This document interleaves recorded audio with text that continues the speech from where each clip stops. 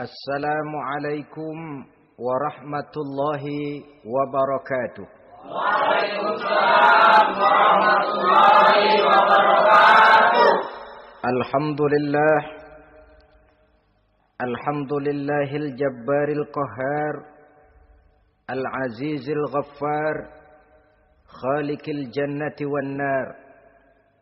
Wassalatu wassalamu ala sayyidina wa maulana Muhammadinil Mukhtar wa ala alihi wa ashabihil adhar. Amma ba'du. Saudara-saudara kaum muslimin rahimakumullah. Pada pertemuan kali ini kita akan membicarakan tentang neraka dan calon-calon penghuninya. Sesungguhnya kalau kita bicara tentang neraka, artinya kita bicara tentang akhirat. Dan kalau kita bicara tentang akhirat, kita bicara tentang alam gaib yang merupakan salah satu dari rukun iman yang 6, percaya kepada alam gaib. Kalau sudah bicara alam gaib, maka ini di luar batas kemampuan nilai-nilai ilmiah dan di luar batas kemampuan renungan filsafat. Ilmu pengetahuan akan buntu kalau sudah membicarakan alam gaib.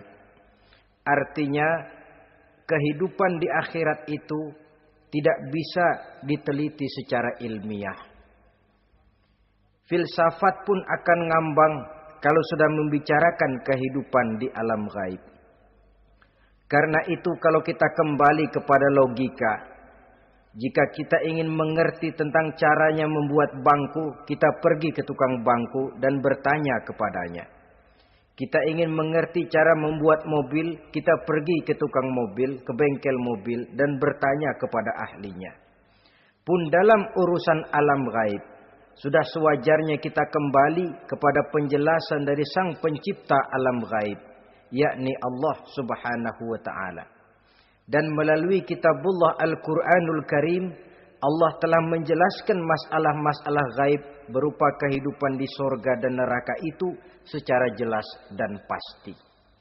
Dengan kata lain, di dalam membicarakan tentang neraka ini, yang menjadi dasar daripada pemikiran kita adalah rasa iman kepada Allah Subhanahu wa ta'ala. Karena soal neraka tidak pernah bisa dibuktikan dengan ilmu pengetahuan. Tidak bisa diselidiki sebab orang yang sudah pulang ke sana pun tidak pernah kembali lagi kemari untuk kita tanya bagaimana hal ihwal keadaan di sana. Saudara-saudara kaum muslimin rahimakumullah. Neraka dalam istilah Quran selalu disebut dengan narun, yaitu suatu tempat di akhirat nanti yang wujudnya berupa api yang bergejolak, bernyala dengan teramat dahsyatnya, sehingga dapat mengelupaskan kepala setiap orang dan menjulang ke hati. Diriwayatkan oleh Imam Bukhari dan Muslim bahwa Rasulullah sallallahu alaihi wasallam pernah bersabda, "Narukum hazihi allati tuqiduna juz'un min sab'ina jazaan min harri jahannam." Qalu wallahi in kanat lakafiyatun ya Rasulullah. Qala fa innaha fadulat bi tis'in wa sittina jazaa. Apimu yang kamu pakai di dunia ini, kata Nabi, untuk memasak, untuk menyalakan lampu, api yang kau pakai di dunia ini cuma satu bagian kecil dari 70 kali bagian panasnya neraka jahanam. Sahabat waktu itu terperanjat lalu berkata, "Wallah, in kanat lakafiyatun ya Rasulullah." Ya Rasul, api di dunia ini saja sudah cukup untuk menghanguskan kami, untuk menghanguskan apa yang ada.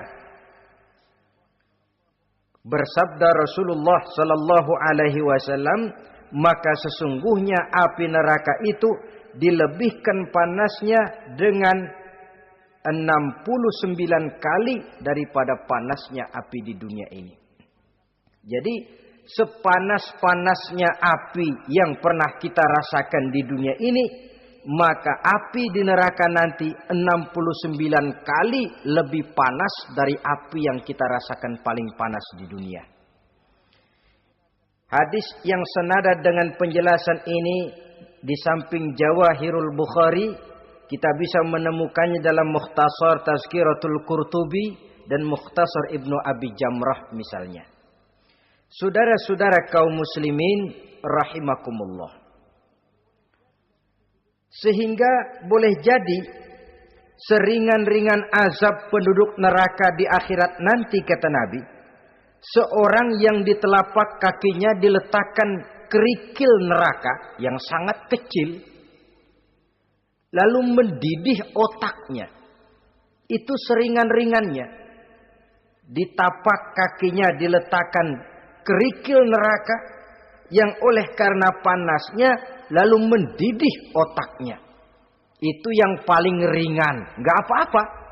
Cuma segitu aja. Di telapak kakinya ditaruh kerikil, otaknya lalu jadi mendidih karena menahan panas. Pantas kalau satu hari Luqmanul Hakim pernah memberikan nasihat kepada anaknya. Kata beliau, anakku, kerjakanlah dosa seberapa kekuatanmu menanggung azab Allah. Dan laksanakan ibadah seberapa hajat dan keperluanmu kepada Allah. Berapa banyak hajatmu kepada Allah, begitulah kamu harus beribadah. Kalau kamu merasa tidak berhajat dan tidak perlu apa-apa kepada Allah, ya tidak usah ibadah. Logikanya kan begitu. Saudara-saudara, dalam hidup ini ada enggak yang enggak perlu kepada Allah? Ada enggak? Seluruh kita memerlukan Allah. Karena itu Luqman betul dengan bahasa diplomatis, anakku, kerjakan ibadah seberapa hajatmu kepada Allah. Makin banyak hajatmu kepada Allah, makin banyak hendaknya kamu melaksanakan ibadah. Tapi kalau kamu sudah merasa bisa hidup tanpa Allah, persilahkan kamu tidak usah ibadah. Sebaliknya, kerjakan dosa seberapa kekuatanmu menanggung azab siksaan Allah. Kalau merasa sudah belajar ilmu kebal, kira-kira di neraka nanti enggak apa-apa, persilahkan kerjakan dosa sebanyak-banyaknya. Tapi kalau masih berpikir, gua mah jangan dibakar di neraka, nginjek puntung rokok, gua lompat. Kalau masih berpikir ke situ, ya hati-hati, saudara-saudara. Nah, sebagaimana surga, neraka pun ada pintu-pintunya. Dan yang melalui pintu-pintu itu sesuai dengan dosa yang dia kerjakan pada waktu kehidupannya di dunia ini. Jadi setelah manusia diadili, mereka kumpul di padang mahsyar beramai-ramai. Yang mendapat kitab di tangan kanan, yang selamat dari proses pengadilan, yang sudah nyata lebih banyak kebaikannya daripada kesalahannya, wajah mereka berseri-seri. Tapi yang rapotnya merah, yang timbangannya lebih banyak kejahatannya, mereka mukanya udah pada gulem. Di tengah itulah kedengaran pernyataan dari Allah Subhanahu wa taala, salamun qaulan min rabbir rahim. Ada ucapan selamat dari Allah, Tuhan yang Maha Pengasih dan Maha Penyayang. Salamun alaikum. Selamatlah kamu, wahai orang-orang yang kelak akan sampai ke surga. Yang lulus di pengadilan dapat ucapan selamat dari Allah. Tapi pada saat itu juga Allah mengatakan, wamtazul yauma ayyuhal mujrimun. Pada hari ini, semua orang-orang yang kurang ajar, supaya minggir. Wamtazul yauma ayyuhal mujrimun. Orang-orang yang durjana, kelompok durhaka, para pembuat dosa, misah hari ini, minggir semuanya. Kamu akan digiring ke dalam neraka. Saudara-saudara kaum muslimin rahimakumullah. baik mereka yang akan menuju surga, baik mereka yang akan masuk ke dalam neraka, sama melintasi satu jembatan yang melintang di atas neraka. Dalam surah Maryam ayat 71 dan 72, walaupun jembatan itu tidak digambarkan secara jelas, tapi kita temukan penjelasan Allah sebagai berikut. Wa inna minkum illa wariduha kana ala rabbika hatman maqdiyya thumma nunajjil ladzina taqaw wa nazaru adh-dhalimina fiha jasiyya. Saudara-saudara, dan tidak ada setiap orang pun kecuali mereka akan melalui api neraka itu. Adapun orang-orang yang bertakwa, mereka diselamatkan oleh Allah. Sedangkan orang-orang yang zalim, mereka terlempar ke dalam jurang neraka. Nah, itu yang dinamakan dengan sirat. Ada memang riwayat menjelaskan bahwa sirat itu kecilnya seperti rambut dibelah 7, tajamnya lebih tajam dari mata pedang. Tapi dalam banyak hal, orang lewat di atas sirat itu bergantung kepada amalannya waktu dia hidup di dunia ini. Maka jangan heran ada orang yang lewat di atas sirat itu seperti kilat. Lep, sudah sampai di surga. Ada yang lewat di atas sirat itu seperti orang terbang. Ada yang lewat di atas sirat itu seperti orang lari. Ada yang seperti jalannya unta. Ada yang merangkak. Ada yang gelantungan. Ada yang sudah hampir sampai ke tepian sana untuk masuk ke dalam surga. Terpeleset nyemplung juga ke dalam neraka. Sesuai dengan amalan pada waktu mereka hidup di kehidupan dunia yang sekarang ini. Saudara-saudara kaum muslimin rahimakumullah. Apabila orang terperosok lalu masuk ke dalam neraka, bagaimanakah ihwal keadaan di neraka? Panasnya sudah kita jelaskan tadi. 70 kali lipat dari sepanas-panasnya api di dunia ini. Lalu orang-orang yang masuk ke dalam neraka, mereka juga mendapat pakaian, makanan, minuman, perhiasan. Tapi makanannya, minumannya, perhiasannya lain dengan orang-orang yang sampai di surga. Mereka juga diberikan buah-buahan, sebab di neraka juga ada pohon. Namanya pohon zakum. Buahnya duri dari api. Dan itu yang akan jadi lalap makanannya orang-orang neraka. Di dalam surah As-Saffat ayat 64-65 Allah Subhanahu wa taala menjelaskan, "Innaha syajaratun takhruju fi aslil jahim, tal'uha ka'annahu ru'usus syayatin." Sesungguhnya pohon zakum itu adalah satu pohon yang akarnya keluar dari dasar neraka, yang buahnya seperti kepala setan. Ini sudah untuk bahasa yang sangat menyeramkan ini. Pohon itu tumbuh dari dasar neraka, buahnya mirip kepala setan. Itu akan dijadikan makanannya orang-orang yang ada di dalam neraka. Perhiasannya apa? Surah Al-Insan ayat 4. Inna a'tadna lil kafirina salasilan wa aghlalan wa sa'ira. Sesungguhnya kami sediakan bagi orang-orang kafir itu di dalam neraka segala macam rantai, cambuk-cambuk dan belenggu-belenggu neraka terbuat dari api neraka, siap untuk merantai, membelenggu dan mencambuk mereka. Jadi dikasih perhiasan, lehernya dikalungin rantai, tangannya dipakein belenggu, ada cambuk-cambuk yang seluruhnya terbuat dari api neraka. Begitu mereka sampai ke pintu neraka yang namanya malaikat Zabaniyah, penjaga neraka, udah bukan main gemesnya dah. Ya, nyambutnya enggak ada ramahnya, lain sama malaikat Ridwan, penjaga surga. ramah, murah senyum. Begitu orang mau masuk surga, salamun alaikum tibtum fadkhuluha khalidin.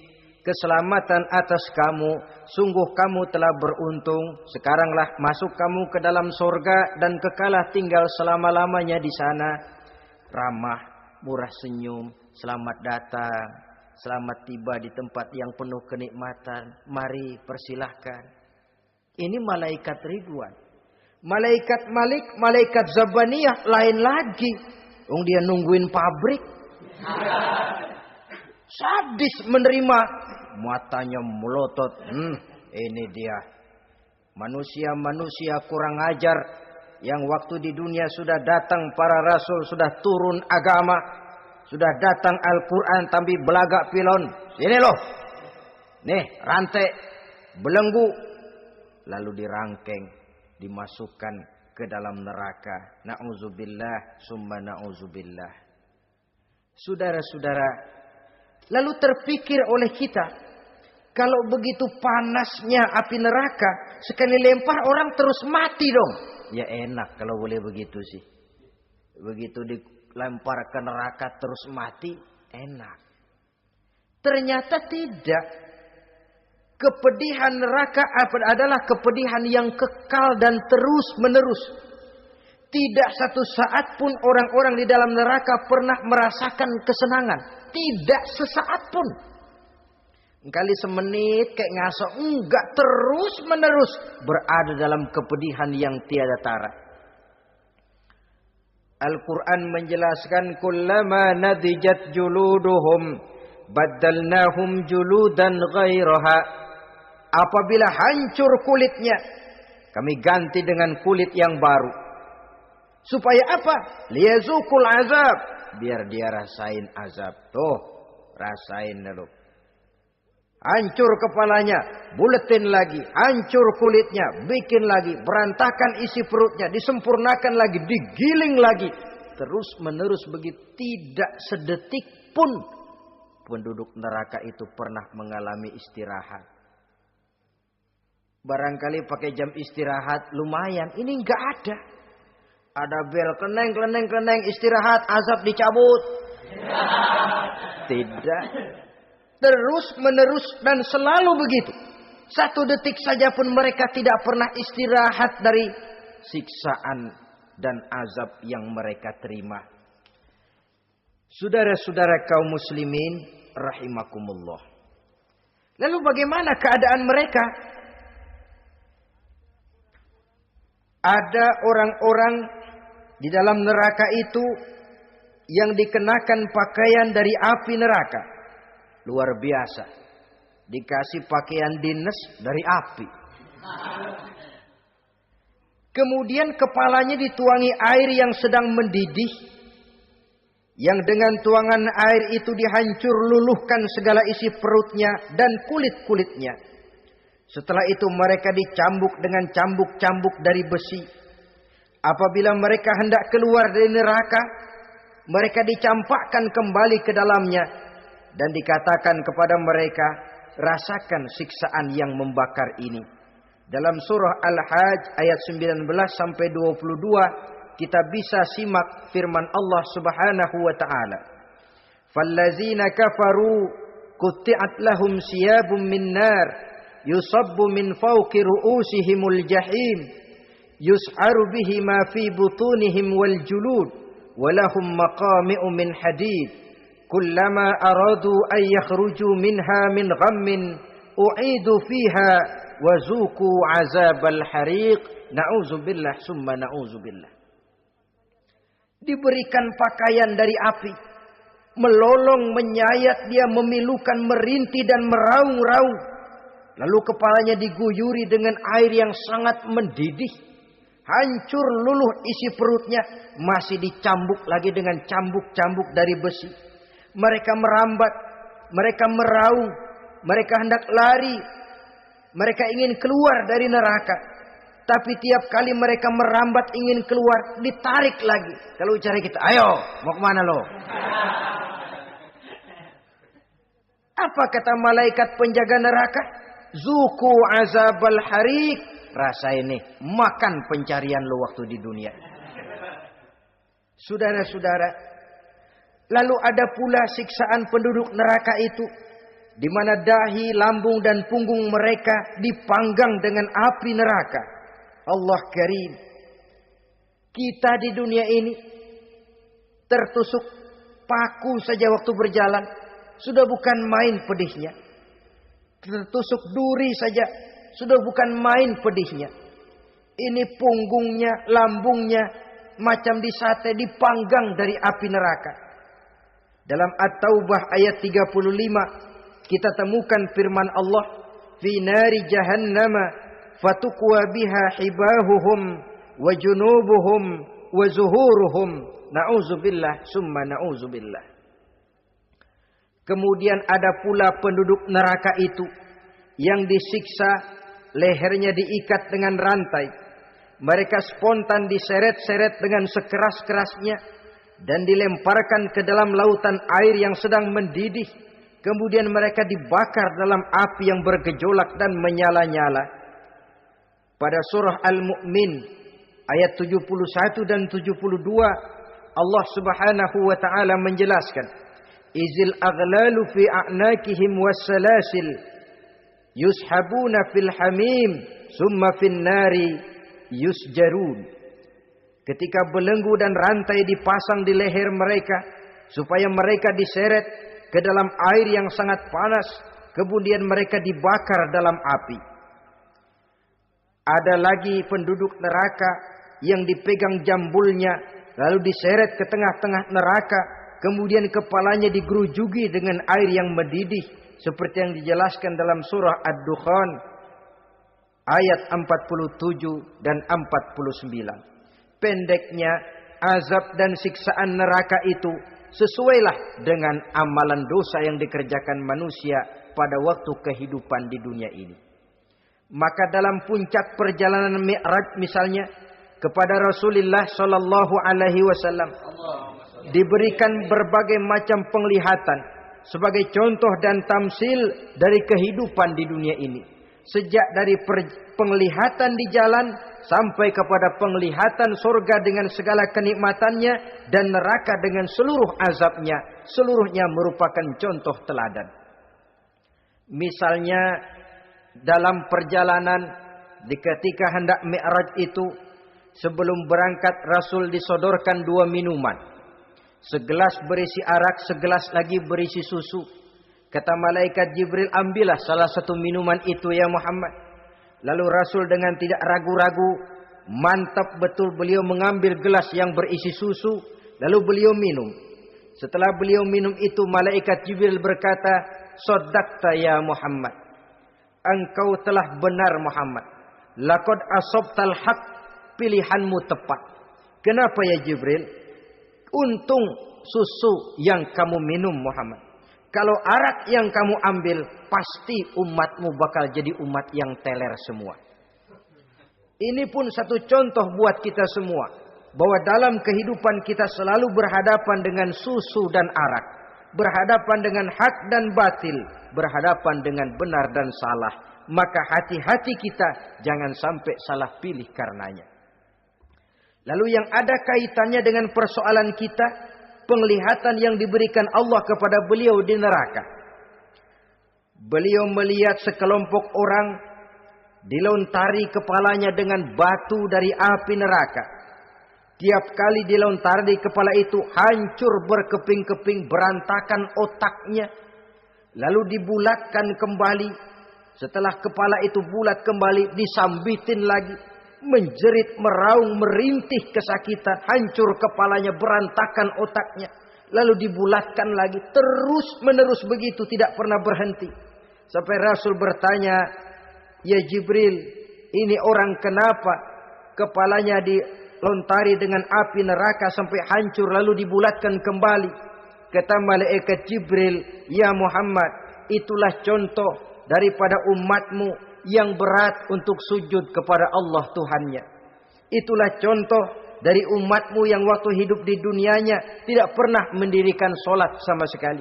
Sombong yang paling sombong adalah sombong kepada Allah. Artinya tidak mau sujud kepada Sang Maha Penciptanya.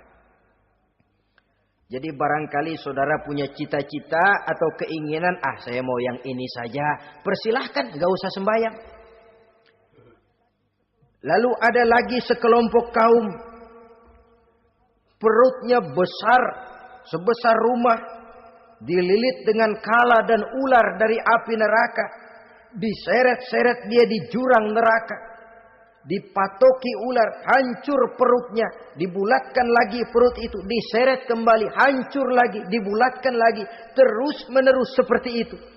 Kata Nabi, ya Jibril, ini apa lagi? Kata malaikat Jibril, wahai Muhammad, inilah contoh daripada umatmu yang waktu di dunia suka makan riba alias renten dan suka makan harta anak yatim. Suka ngobyekin anak yatim. Sok jadi pengasuh anak yatim. Anak yatimnya lapar, pengasuhnya yang pada kenyang. Saudara hadirin yang saya muliakan. Orang yang makan riba alias renten. Orang yang makan harta anak yatim. Begitu gambaran yang diperlihatkan kepada baginda Rasulullah Sallallahu Alaihi Wasallam. Sebagian lagi ada penduduk neraka yang kukunya terbuat dari tembaga dari api neraka. Panjang sangat kukunya itu. Lalu mencakar-cakar mukanya sendiri. Hancur mukanya, berantakan, dicakari oleh kukunya itu. Lalu dibulatkan lagi. Dicakar lagi. Hancur lagi. Dibulatkan lagi. Pengangguran benar nih orang. Muka sendiri dicakarin sendiri. Ya Jibril, ini tamsil apa Jibril? Ya Muhammad, itulah contoh dari umatmu yang pada waktu di dunianya enggak pernah rukun sama sesama saudaranya muslim. Suka nyari aib orang lain. Suka ngejelekin orang lain padahal orang lain itu saudaranya seakidah. Kan sama dengan nyakar muka sendiri namanya. Menepuk air di dulang, terpercik muka sendiri. Kejelekan saudaranya dikorek-korek. Aib saudaranya diobral di pasar umum. Orang macam itu nanti tangannya akan tumbuh kuku panjang dari tembaga. Yang akan mencakar dan mengoyak-ngoyak mukanya sendiri. Itu kita bisa lihat nanti. Oh ini yang waktu di dunia suka ngorek-ngorek kesalahan orang tuh. Lagi pada nyakarin mukanya. Oh begitu. Saudara-saudara kaum muslimin rahimakumullah. Oleh karena itu Nabi ajarkan kita, tuba liman shaghalahu aibuhu an uyubin nas. Beruntung orang yang aib dan kekurangan pada dirinya menyebabkan dia sibuk sampai enggak sempat ngorek-ngorek aib dan kekurangan orang lain. Introspeksi. Beruntung orang yang celak dirinya menyebabkan dia sibuk dan tidak sempat ngorek-ngorek aib pada diri orang lain. Ada pula di antaranya dilihat oleh Rasul. Di antara penduduk neraka itu orang yang lidahnya terjulur memanjang. Kemudian dipotong lidah itu dengan gunting dari api neraka. Menjerit dan memekik ia menahan sakit yang tiada tara. Sampai Rasul bertanya kepada malaikat Jibril, kalau ini tamsil apa lagi ya Jibril? Kata malaikat Jibril, wahai Muhammad, inilah contoh dari umatmu, orang-orang yang waktu di dunia tidak pandai menjaga lidahnya, suka menggunjing orang, suka memfitnah orang, suka ghibah dan namimah, suka ngomongin orang di belakang yang bersangkutan. Maka hari ini lidahnya menjulur menjadi panjang dan dipotong dengan gunting dari api neraka. Lalu Rasul juga melihat sekelompok orang perempuan tergantung rambutnya dari gantungan api neraka. Kemudian dipanggang dari duburnya sampai ke atas kepalanya dengan tombak dari api neraka, meraung dan merintih serta mengeluarkan nanah dari kemaluannya. Rasul bertanya, ini apa lagi ya Jibril?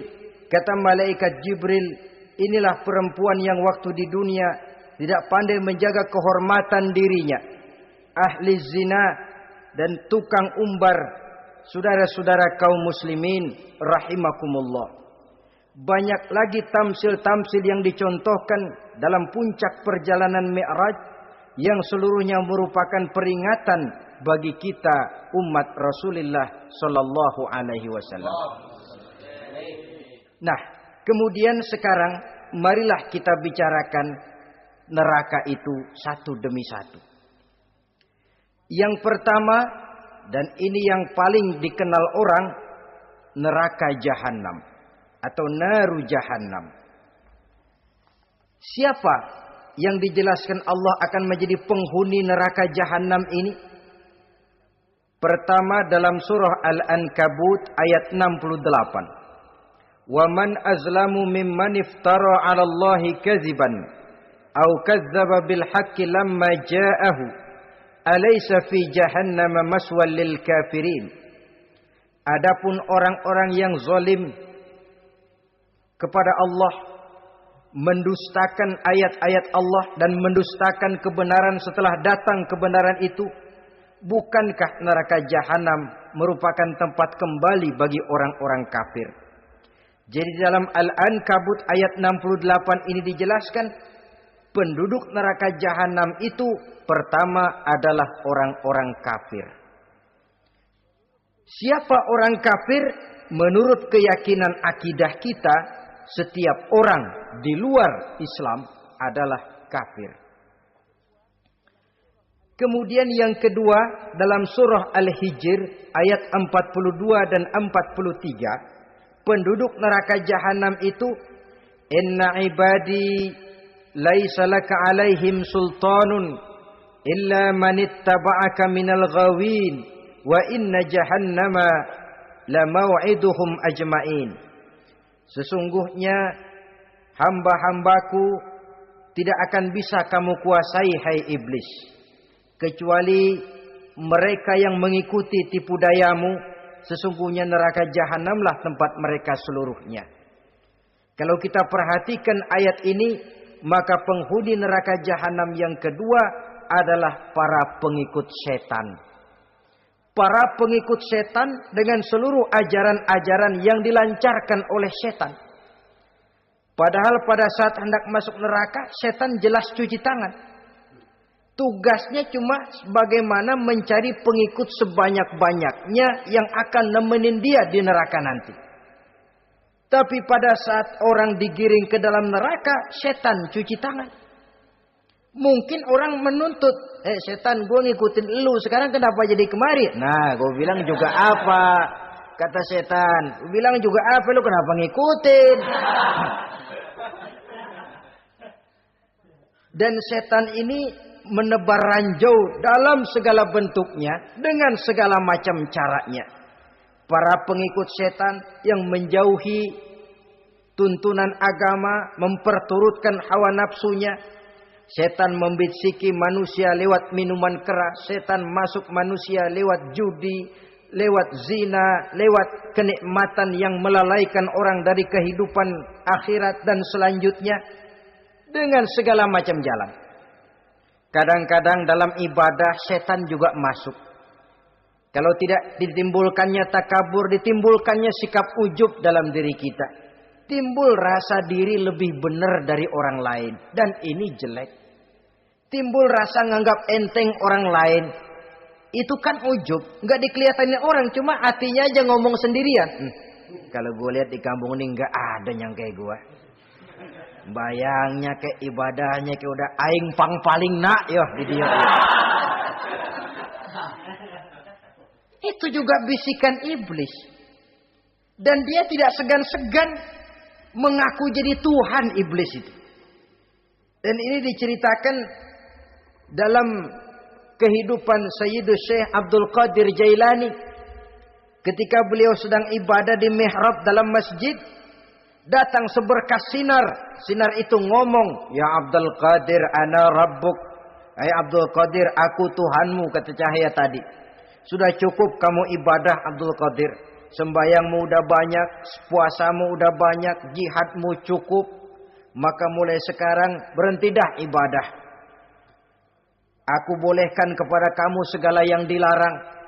Cuma yang didatangi Syekh Abdul Qadir. Sehingga mendengar cahaya tadi ngomong begitu, beliau ambil kasut sendal, disambitnya cahaya tadi, izhab ya la'in. Pergi laknat terkutuk iblis kamu. Masa saya disuruh berhenti sembahyang karena hati saya sudah baik? Kalau hati sudah baik lalu boleh berhenti sembahyang, mestinya yang paling dulu berhenti sembahyang Nabi Muhammad, sebab beliau orangnya paling baik. Tapi Nabi hatinya baik, sholat jalan terus, hukum halal haram berlaku. Ini kadang-kadang orang sekarang baru ibadah dikit banget merasa dapat bisikan katanya, wangsit. Ya berhenti sembahyang madep ulun, madep ngodik sembahyang. Bikin ajaran yang aneh-aneh. Nah kalau satu orang boleh dapat wangsit, saya juga boleh dong ngomong dapat wangsit. Saya juga boleh dong mendirikan aliran kepercayaan. Saya ngilang dulu dari kampung saya kira-kira 3 tahun. Saya nyepi di kaki Gunung Salak, pulang piara jenggot, pakai belangkon. Di depan nama saya pakai embel-embel mbah. Saya ngaku dapat wangsit di Gunung Ano, mewahyukan kepada saya ano. Saya cari murid yang fanatik. Saudara-saudara kaum muslimin rahimakumullah.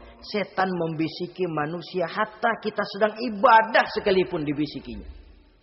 Caranya, mula-mula dia bisikin, lu sembahyang buru-buru dah. Buru-buru udah. Akhirnya apa? Rukuk kita enggak sempurna, sujud kita enggak lengkap, tumakninah kita kurang, bacaan kita tajwidnya enggak kena. Kalau itu bisa kita atasin, kita sembahyang sebagaimana yang seharusnya, dia bisiki lewat jalan lain lagi. Suruhnya yang pendek-pendek aja dah. Atau habis sembahyang udah sigrah, udah jangan pakai wirid, jangan pakai zikir. Dengan segala macam jalan. Dibisikinya was-was ke dalam diri kita. Sehingga ada satu riwayat walaupun dhaif tapi ini baik untuk dijadikan pelajaran. Konon iblis itu kalau subuh keliling dia. Bawa kulit kambing, jarum sama tepung. Ditanya orang, iblis ini buat apa? Oh, kulit kambing. Gunanya tahu nggak? Kalau begitu subuh, sudah muazin bilang as-salatu khairum minan naum. Salat lebih baik daripada tidur. Maka ini kulit kambing mulai aku hamparkan buat hamba-hamba Muhammad. Jadi begitu dengar azan, cuma udah bikin anget udah tidur. Kenapa? Kulit kambing belis masuk. Saudara-saudara, lalu kata orang tadi lagi, lah kalau tepung buat apa itu? Oh, tepung. Itu kalau umat Muhammad mau baca Quran, baca kitab, mutolaah, gua aurin tepung matanya. Biar dia sepet. Makanya kalau sudah ngaji, baca Quran, bawaannya udah ngantuk aja ngantuk. Oh begitu, iya. Nah kalau duri paku itu buat apa? Nah ini duri paku. Kalau umat Muhammad mau hadir di majelis taklim, mau pergi ngaji, mau duduk iktikaf di masjid, gua pasangin paku di pantatnya. Jadi kalau sudah duduk di masjid, kelasat, kleset. Hadir di majelis taklim, kelasat, kleset. Bawaannya mau udahan melulu. Itu duri-duri dan paku-paku yang memang ditebarkan oleh iblis. Saudara-saudara kaum muslimin rahimakumullah. Jadi para pengikut setan dengan segala macam perangkapnya ini pun. Ya perangkap setan itu ya dunia. Dunia itu ya isinya harta, tahta, wanita. Kan perangkap dunia itu. Harta, tahta, wanita. Ini sering bikin orang buta. Perangkap dunia. Dan merupakan perangkap setan sekaligus. Nah, yang ketiga, penghuni neraka jahanam adalah para pembuat dosa, orang-orang yang durhaka. Dalam Thaha ayat 74 Allah menjelaskan, "Innahu may ya'ti rabbahu mujriman fa inna lahu jahannam." Sesungguhnya orang-orang yang datang menghadap Allah dengan berlumuran dosa, maka sesungguhnya bagi mereka adalah neraka jahanam. Dan yang keempat, penghuni neraka jahanam orang yang kufur nikmat. Tidak cuma kufur iman, tapi kufur nikmat bisa menyebabkan orang masuk neraka jahanam. belum pernah merasakan dalam hidupnya bahwa Allah memberikan nikmat kepadanya, bagaimanapun besar karunia dan nikmat itu. Dalam surah Ibrahim ayat 28-29 Allah menjelaskan, alam tara ilal ladzina baddalu ni'matallahi kufran wa ahallu qaumahum darul bawar jahannama yaslaunaha wa bi'sal qarar. Tidaklah engkau perhatikan, tidaklah kau lihat orang-orang yang mengganti, menukar nikmat Tuhannya dengan kekufuran. Diberikan nikmat berupa Islam, digantinya dengan kekufuran. Dia tidak tahan kesengsaraan dunia lalu memilih kesengsaraan akhirat. Padahal kesengsaraan akhirat lebih abadi dari kesengsaraan dunia. Ada orang yang gak tahan miskin dunia, lalu menjatuhkan pilihan lebih memilih miskin akhirat. Ya Allah, keliru besar. Karena gak tahan hidup miskin di dunia, ada yang nawarin ngasih supermi 3 bungkus, iman telap. Ada yang ngasih beras, pindah agama. Ada yang bawain pakaian bekas, tukar akidah, pindah iman. Innalillah. Ditukar kemiskinan dunia dengan kemiskinan akhirat. Padahal kemiskinan dunia berapa tahun? Setahun umur manusia. Sepanjang-panjang umur orang sekarang kan. 100 tahun udah jarang umur orang sekarang. 70 aja udah cakep tuh. Sebenarnya kalau 70 tuh ada jatah lebih tuh, 7 tahun. Toh kalau ikut Nabi 63 tahun kan, Nabi wafat. Kalau kita sudah umur 70 tuh ada jatah ekstra 7 tahun. Oh ya, dimanfaatkan baik-baik mestinya. Taruhlah kemiskinan dunia, bagaimanapun melaratnya dunia, bagaimanapun sengsaranya dunia, cuma sebatas umur kita. Tapi kalau nikmat Islam ini harus kita tukar dengan yang lain. Baddalu ni'matallahi kufran, menukar mengganti nikmat yang diberikan Allah dengan kekufuran. Artinya kita menukar kemiskinan sementara dan kita memilih kesengsaraan dan kemiskinan abadi. Di akhirat kita miskin, di neraka kita miskin, miskin abadi. Di neraka kita sengsara, sengsara abadi. Saudara-saudara kaum muslimin rahimakumullah. Itu neraka jahanam. Yang kedua dinamakan neraka jahim. Siapa mereka ini para penghuninya? Siapa mereka ini para penghuninya? Pertama dalam surah At-Takasur, yaitu orang-orang yang bermegah-megah dengan dunia, menumpuk-numpuk harta, lalu lupa dengan kesibukan harta itu, lupa kepada kehidupan yang akhirat nanti. Alhaakumut takasur hatta zurtumul maqabir kalla sawfa ta'lamun summa kalla sawfa ta'lamun kalla law ta'lamuna ilmal yaqin latarawunnal jahim. Kamu telah lalai akibat apa? At-takasur. Ini penyakit pertama yang menyebabkan orang sampai ke neraka jahim. Penyakit takasur. Dan itu penyakit zaman sekarang. Berlomba-lomba dengan kemegahan materi. Berlomba-lomba dengan kemegahan dunia. Padahal kalau urusan itu kita berlomba, tidak akan pernah sampai finish. Percayalah itu. Tidak akan pernah finish. Sebab kemegahan dunia siklus, lingkaran setan. Kita anggap kalau punya duit 1 juta tenang. Punya 1 juta berubah pikiran. Lain lagi. Kita anggap kalau punya mobil enak. Sudah punya mobil, lain lagi problemnya. Kita anggap kalau rumah sudah gedung, enak hidup. Punya rumah gedung, lain lagi problemnya. Makanya pesan Nabi kalau ingin hidup tenang, urusan dunia lihat ke bawah, urusan akhirat lihat ke atas. Sering dicontohkan kalau punya mobil, bilang alhamdulillah kita punya mobil, tangga kita cuma punya motor. Kata yang punya motor, syukur banget kita punya motor, tangga kita punya sepeda doang. Kemana-mana kekejek mulu. Dayung. Kata yang punya sepeda, alhamdulillah kita punya sepeda, tetangga kita cuma jalan kaki, kemana-mana ngetuk mulu. Kata yang jalan kaki, alhamdulillah masih bisa jalan, tangga kita sebelah lumpuh bertahun-tahun gak kemana-mana. Kata yang lumpuh, alhamdulillah masih hidup, tangga kita kemarin mati gak balik lagi. Itu dalam urusan dunia. sehingga sifat takasur ini hilang. Tapi urusan akhirat, lihat ke atas.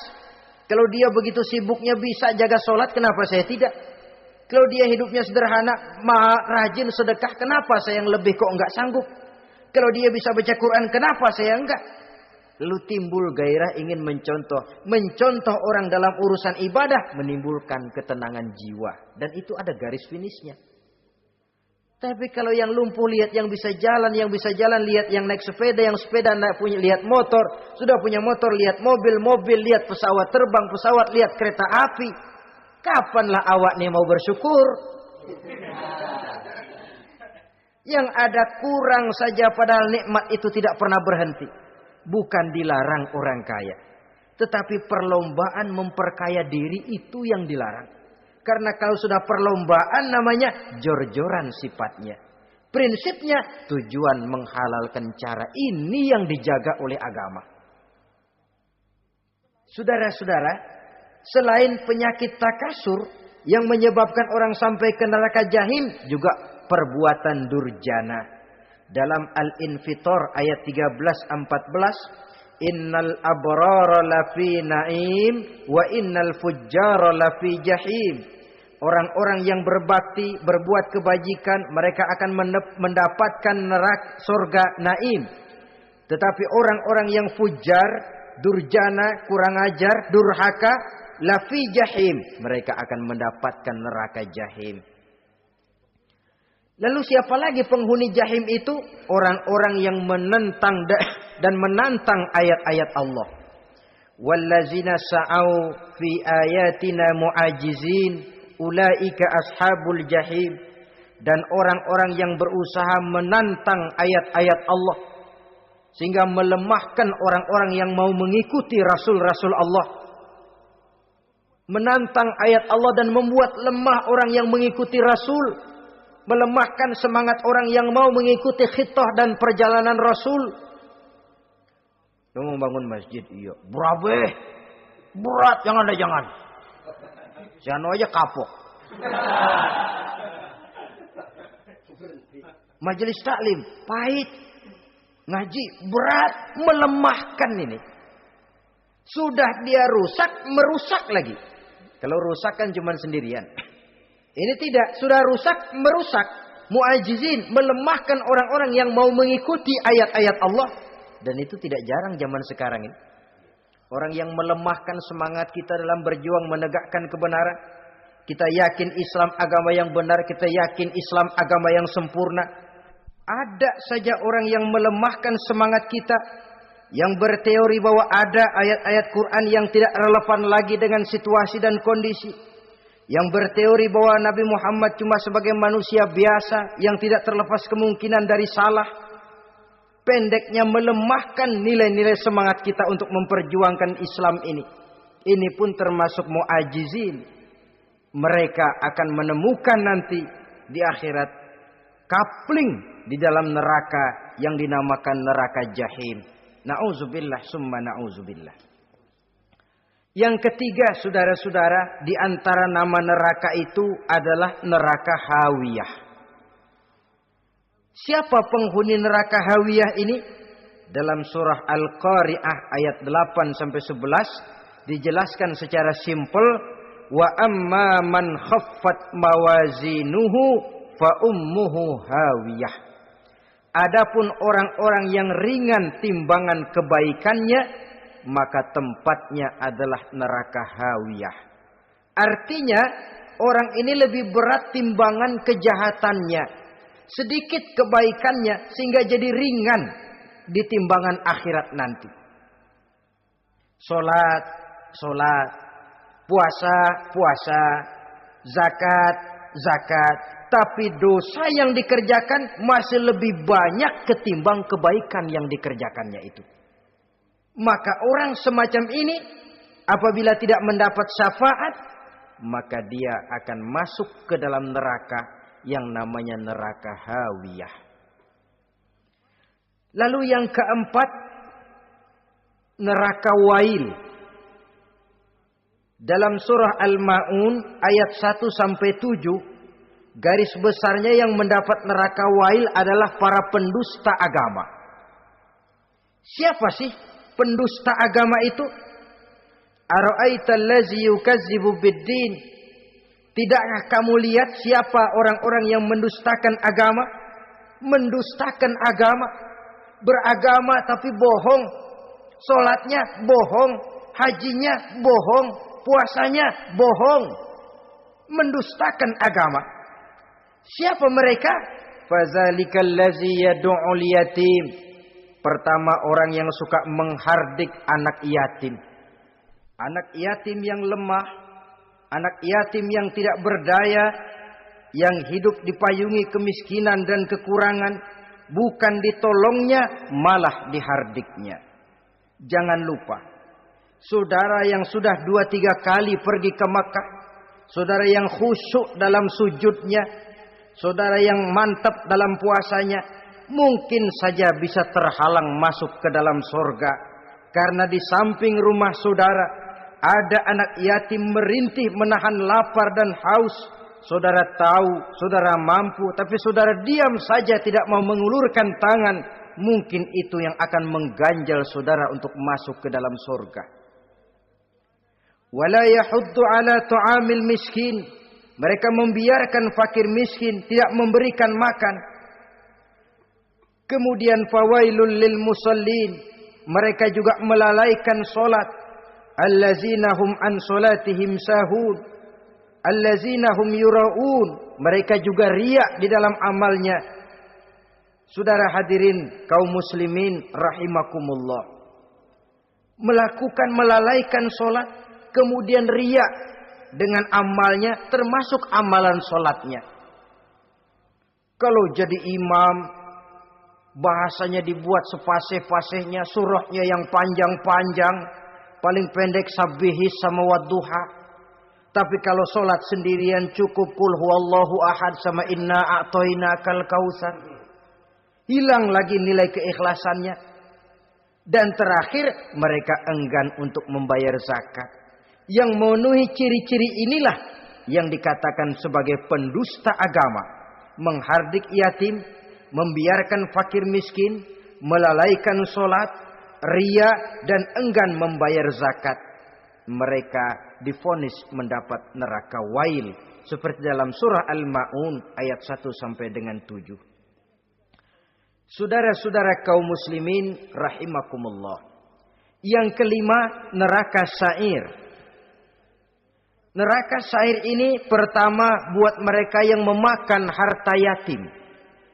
Kalau tadi tidak mau membantu, ini malah membantu tapi tujuannya malah ngobyekin anak yatim. Mereka yang memakan harta yatim dalam An-Nisa ayat 10. Innal ladzina ya'kuluna amwalal yatama zulman innama ya'kuluna fi butunihim nara wa sayaslawna sa'ira. Sesungguhnya orang-orang yang memakan harta anak-anak yatim dengan zalim, mereka sebenarnya telah memakan neraka, memasukkan api neraka ke dalam perutnya. Mereka akan dilontarkan ke neraka sa'ir. Selain itu, orang-orang yang mengingkari apa yang diturunkan oleh Allah Subhanahu wa taala, mengingkari kebenaran Quran, mengingkari Rasul, pendeknya mengingkari Islam, dijelaskan dalam surah Luqman ayat 21. Yang keenam, saudara-saudara, yang dinamakan dengan neraka laza namanya. Pertama untuk pembangkang dan orang yang menjauhi agama. Yang kedua orang yang berpaling dari kebenaran. Dan yang ketiga orang yang suka menumpuk-numpuk harta dan menyimpannya. Tidak mau membayar zakat, infak, apalagi sedekah. Ini kita temukan penjelasannya dalam surah Al-Ma'arij ayat 15 dan 17. Yang ketujuh dinamakan neraka Sakor. Siapa penghuni neraka Sakor ini? Pertama, orang yang tidak pernah sholat. Yang kedua, tidak pernah memberi makan orang-orang miskin. Yang ketiga, ahli membicarakan yang batil.